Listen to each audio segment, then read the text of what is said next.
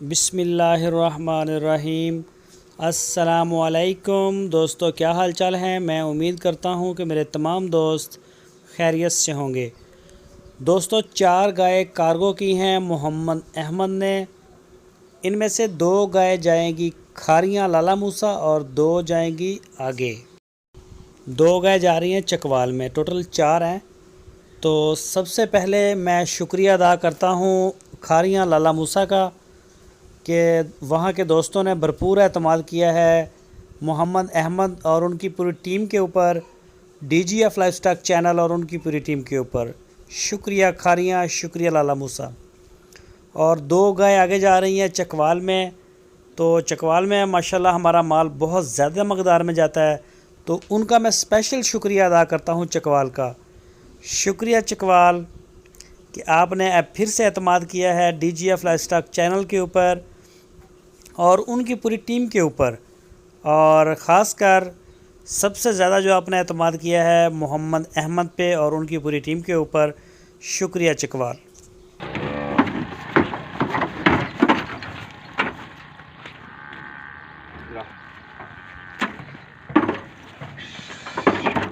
थोड़ी अगले पासे कर, अगले पासे वो अंदर का लगा ओ परले जो थोड़ा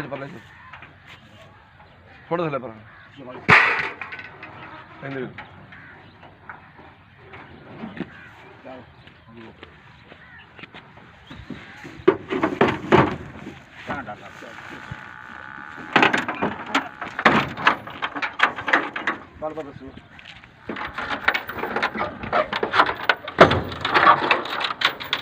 हाँ इंदा ड्रेस लै वीर चकवाल वाले का।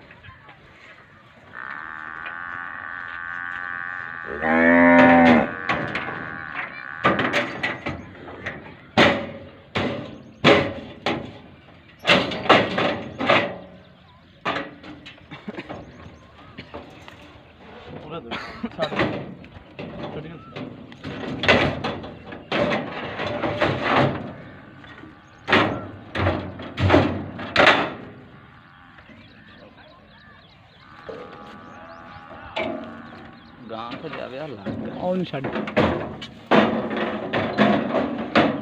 हाँ भाई, ये गांव तो जैसे खुली लाग ये है।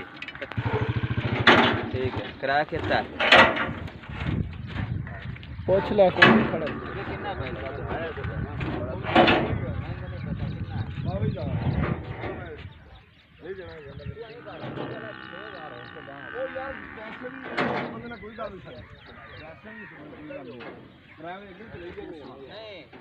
चलो तेरा ही फायदा हो जाए। मेरी गल सुनो यार, पैसे वाला तो मसला ही कोई नहीं है यार। पैसे वाला ਦੀ ਗੱਲ ਨਹੀਂ ਭਾਜੀ, ਵੈਸੇ ਨਹੀਂ ਅਸੀਂ ਉੱਧਰ ਜਾਂਦੇ यार गांव साढ़े वास्ते महंगा हो गया अपने बंदे।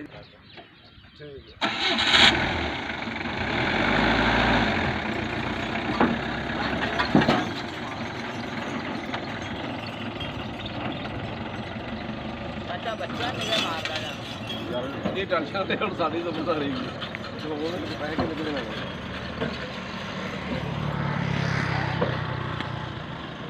कर बाहर कर दीवार